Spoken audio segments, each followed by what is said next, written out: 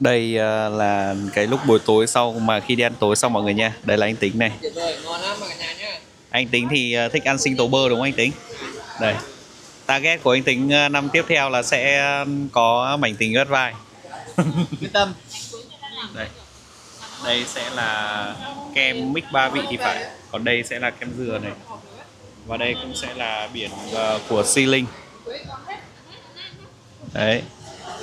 Bà ngoại của Việt đây này, đấy. Chị Yến, Linh. Chị Trang ăn kem đấy, kem gì đi chị Trang? Nhưng lấy Tối nay chắc chị không khép được cái nách đấy, chị phải giơ tay lên trời. Tí nó đi cứ giật giật một bên là